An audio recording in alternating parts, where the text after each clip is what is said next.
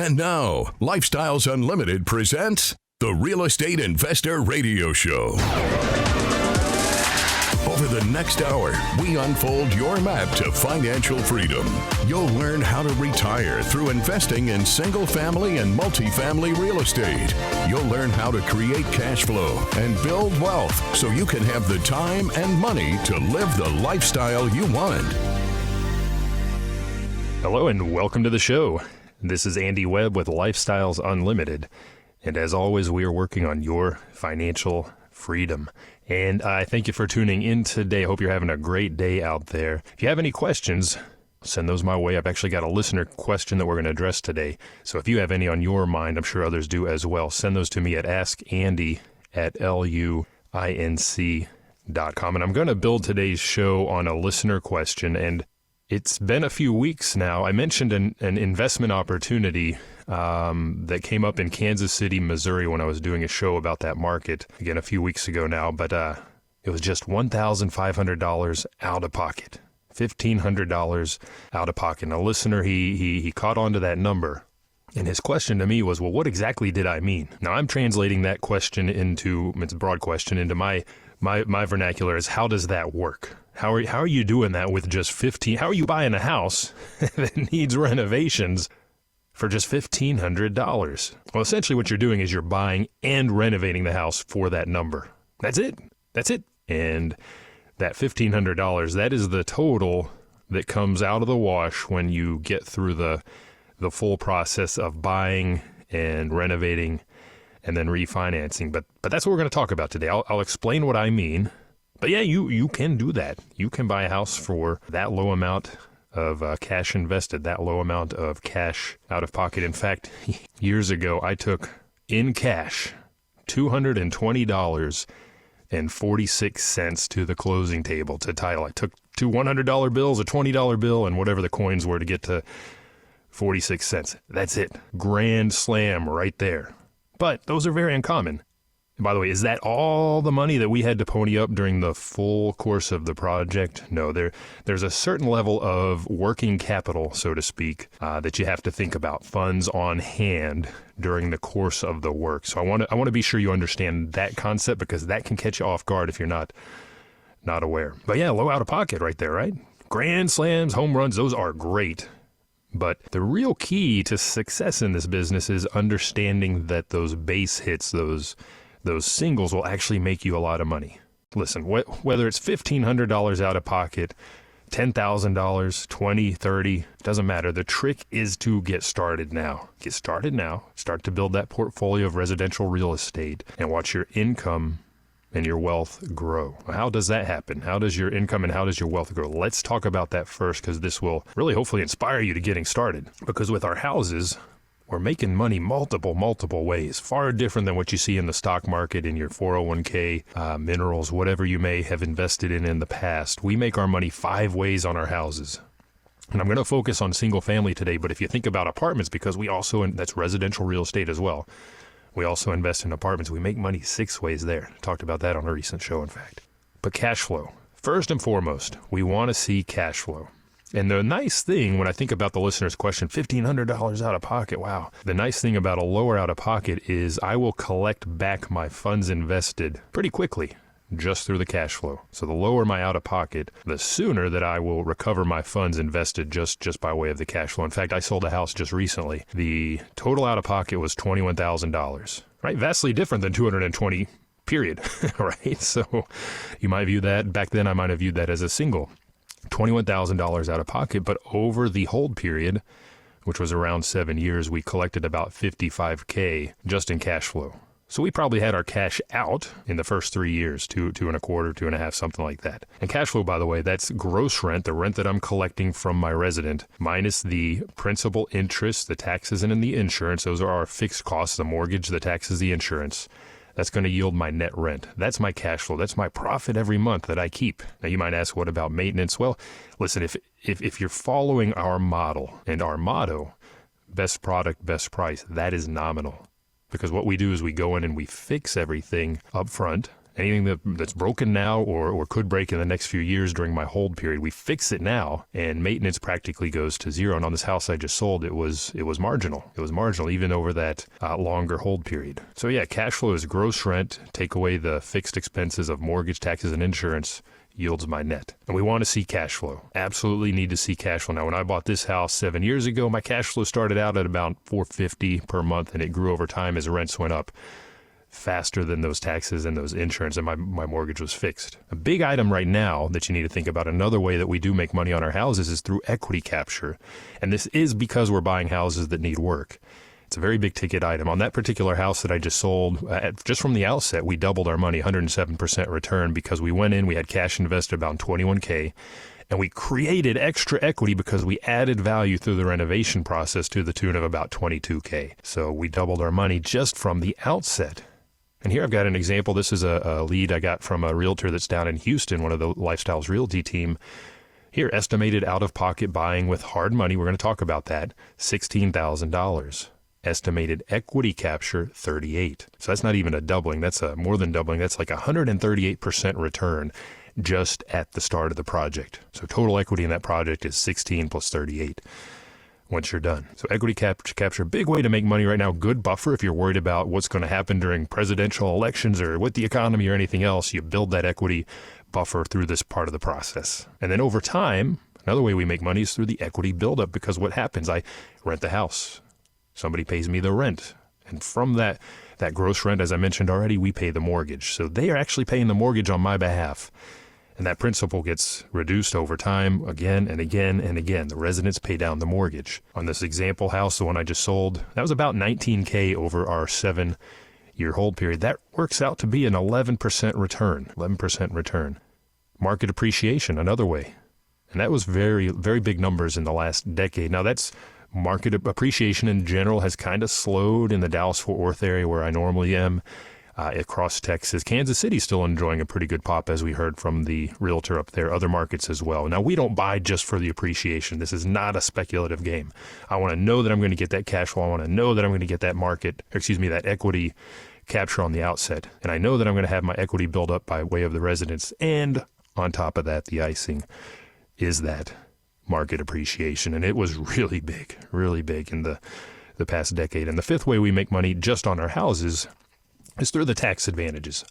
You might say it's more how we contain or retain our money. And there are lots of tax advantages. For one thing, we depreciate the asset, which is just a paper expense. We do that every year when we file our taxes. And that depreciation covers our cash flow. If you're doing it right, you pay low to no taxes on your cash flow. Bam, great right there. Accelerated depreciation, yeah, you can speed that up. You can do that on houses. People don't typically do that on houses, but our apartment investors, our syndicators do. And I can take those losses that are on paper from that accelerated depreciation and use those against the sale of this house, for example. Reduce my gain, right? Passive loss against passive gain. And speaking of which, we hold this as a rental property for a year and a day, and that takes us out of the earned income tax brackets, right, which you pay as a W-2 job holder, and it pushes us into the capital gains brackets or the capital gains taxes. Those are low. You can't get much lower. Huge advantage right there. If you choose to pay those now, you can defer those taxes by doing a 1031 exchange. I'm not going to get into that here, but that's a way to defer those, roll your gains into the investment of your next rental or investment property. So we make our money multiple ways. And one big key to how we make that money is we buy right. We buy correctly. What does that mean? Well, this is what drives that low out of pocket that caught the listener's ear. We buy at a discount. Well, how do you buy at a discount? Are you just a hard negotiator? What's going on there? Well, typically what happens is we're targeting properties that have some level of distress. And commonly it's physical distress. The house that I was talking about up in Kansas City, or the house that I just sold, they were physically distressed. They needed work, a lot of work. So physical distress, seller can't just sell that on the open market for top market dollar, can they? So they're going to have to discount it. Now, commonly, there's also seller distress. They need to get out of that thing, or they've inherited that property. They don't know what to do with it. It's a wreck. I'm having to pay the taxes. I got to go mow the grass every other week. I don't want it. So that seller distress comes into play as well. And when you buy at 50 cents on the dollar, and can get the renovations done for a good price as well, you drive a lower out-of-pocket. So just by way of example, that house that I mentioned that we sold, we bought it in 2017. So bear with me here. The rehab dollars back then were lower than they are now, right? Be aware of that. But we spent a little over $40K, and we did quite a lot to it. Didn't have to do foundation work. This is in North Texas. Didn't have to do anything to the roof. But we did put in new windows throughout, right? New windows, new blinds, 6-panel doors, really upgraded. This was a 50s build. Gutted the kitchen. It was a weird layout, a weird configuration, so we redid that, closed off a door, opened up the floor plan right between the living and the kitchen. People like that these days. Gutted the master bath, the hall bath, all new flooring, all new tile, all new fixtures, all new everything, right? New AC, new water heater, upgraded the electrical service. So when you do all of these things, you're following that motto, best product, best price. And because we did all of this at the outset, that's why during the hold period, our maintenance was practically zero. Now that rehab budget, by the way, is probably double. To do all that today on that particular property, instead of 40 is probably 80K and some change. So I just have to be sure that I'm still buying at a discount. And the good news is that values are up. So if I'm getting the right spread, that is what's going to lead to that lower out of pocket. And what does that mean, out of pocket? When we say cash out of pocket, that's the total amount left in the property, total cash left in the property after we buy it.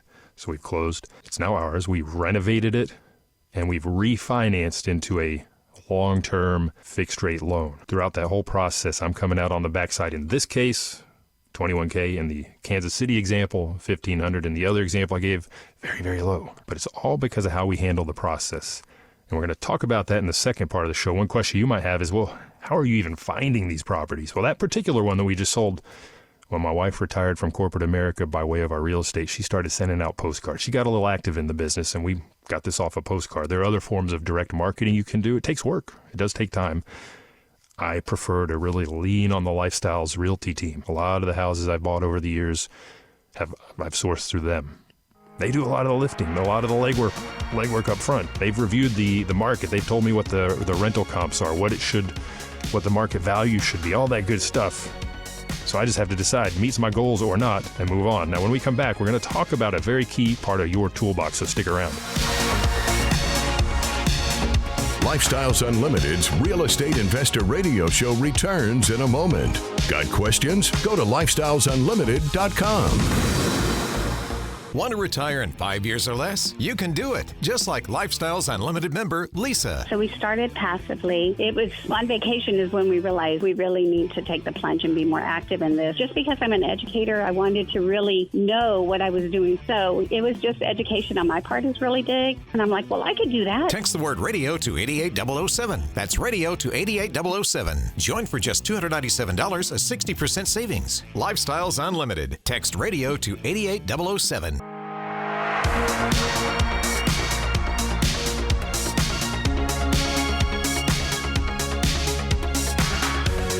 Creating the lifestyle you've always wanted. You're hearing Lifestyles Unlimited's Real Estate Investor Radio Show.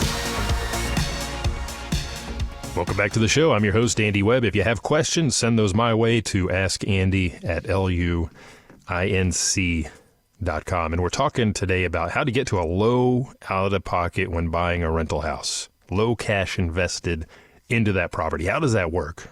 Now, if you've ever bought your own house, you probably went in with 20% down, maybe did a couple of minor updates or something like that. And if it's a $200K house, bam, you're out $40K right there, plus whatever you do in work. If it's a rental house and I have to put 40, 50, 60K on top of 20% down, we're big dollars out of pocket. And that's not the case. That's not the case the way we do these things. And a big, very important tool that you need to have in your toolbox is it's a financing tool. And we've done a lot of shows on this. You can go to our website to hear some other shows, and we've interviewed some of the lenders that offer this type of financing. But what I'm talking about is hard money. And this is how you get to that lower cash invested. It's buying right, buying at a discount, being prepared to do the renovations, and having a good team around you that can help you do those at a good price. And then using a financing tool like hard money. What is hard money? If you've never heard of it, a lot of people hadn't. I've been investing for 12 years, and when I have a finance background. When I started looking at these opportunities and learning about the process and everything else and became a member, I had never heard of hard money. It kind of scared me a little bit. very high interest rates. What it is it's essentially a private money loan.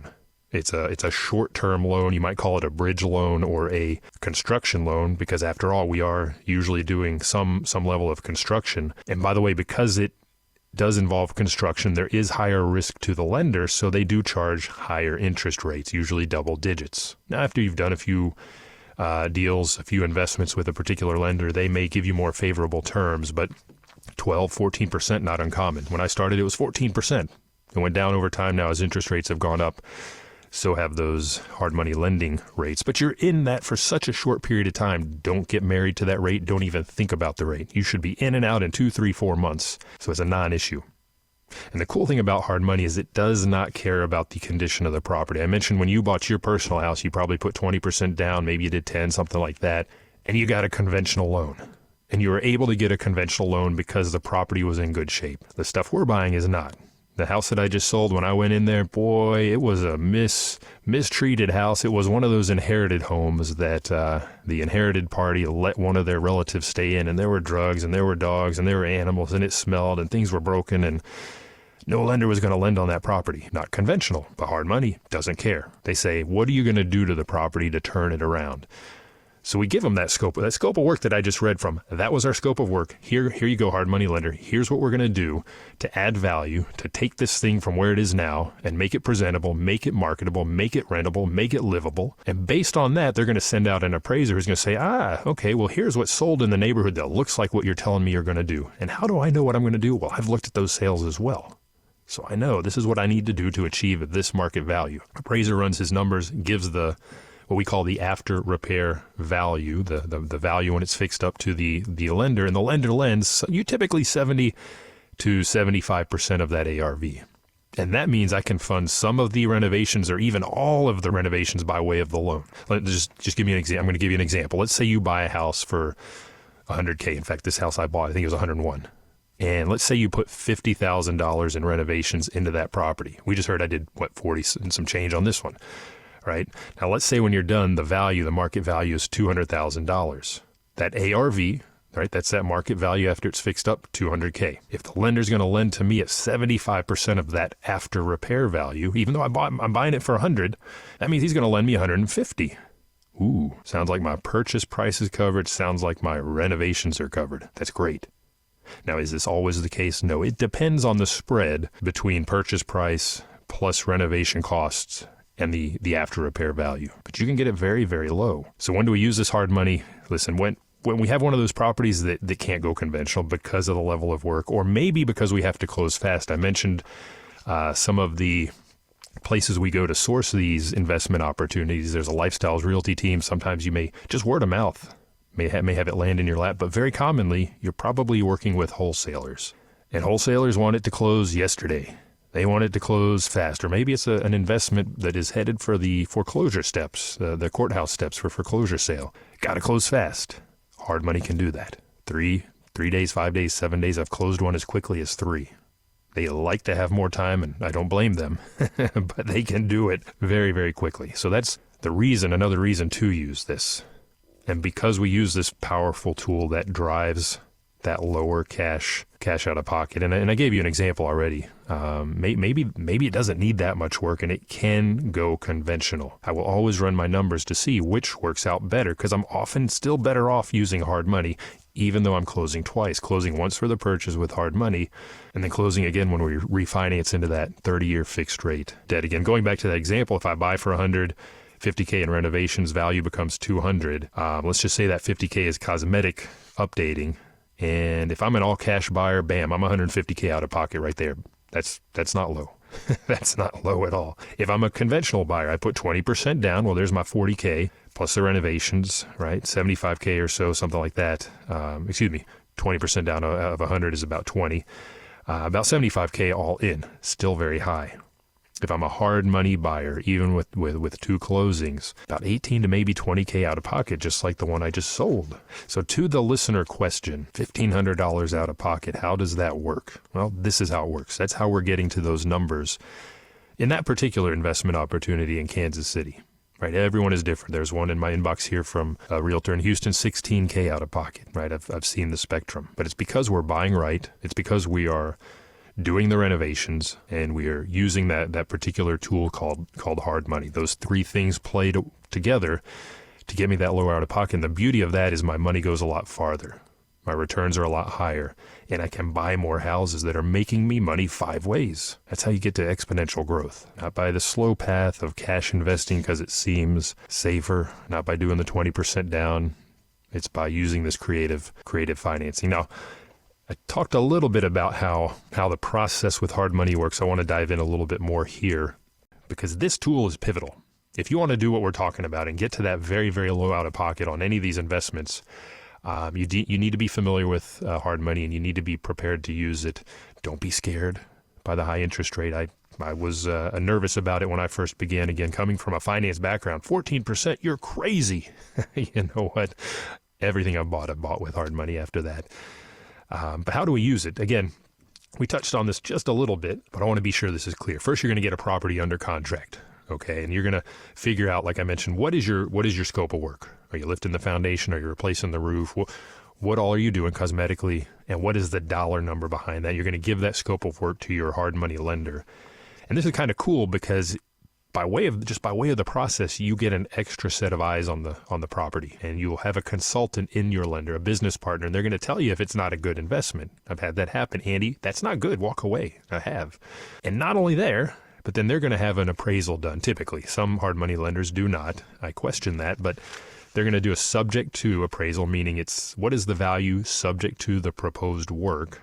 And they're going to send out an appraiser, by the way, an extra set of eyes on the property. And here too, I've had an appraiser come back to me and say, yeah, Andy, this scope of work is good. And if you do that, you're going to get this market value. But if you do this and this is what I'm seeing in the sold comps. That's what he said to me. Then your market value comes in here. Bam, of course I'll add that. Very nominal changes. So extra set of eyes that can give you feedback as well. And based on their subject to appraisal, you're going to get that projected after repair value upon which then the loan amount will be based. Again, most hard money lenders are either lending at 70% or possibly 75% of the ARV. Some people prefer to go in at 70%, by the way, because when you do your your rate and term refi at the end of the renovation period, you're typically doing a refinance at 75%. So that extra 5% covers the closing costs on that second closing. But you're going to close the purchase, and the lender, what they're going to do, in my example earlier, buying for 100, renovations at 50, market value 200, they're lending me 150. They're not going to just give me those repair funds up front. And this is important to understand. They're going to keep those repair funds in escrow, and they're going to pay those out as you go through your project and as you request the funds. By the way, that's called a draw request. Here you get another set of eyes on the property. Especially if you're doing this remotely. If I'm doing this from Dallas and buying a house in Kansas City, I want to know that the work is being done well without having to drive up there to check it or fly. So that draw inspector will look at the work done, and before the funds are released by the hard money lender, they're going to want to see that, yes, okay, you said foundation work is supposed to be completed. It looks like it was completed and done right. And when all the work is done, all the renovations are complete, we refinance out of that hard money loan into that longer term product. It may be conventional. You may need to use what's called a DSCR, or debt service coverage ratio, or other commercial type product for your loan if you're not a W-2 employee, if you're self-employed or have other issues, let's say. DSCR is a very good way to go. But that's the end. That's the end of the road for hard money at this point. And you can do your math, do your calculations, and see that at the end of the day, I've hit that $1,500 out of pocket. Now, here's the caution. Is it just $1,500 at play during the length of the process? It is not. So you need to think about something, and I think of it in terms of working capital. Again, I come from a financing background. That's what I followed as part of my prior job. But in the Kansas City, Missouri example, do I just need $1,500 to get into that investment, to get it renovated and everything else? No. So why is that? Well, a couple reasons.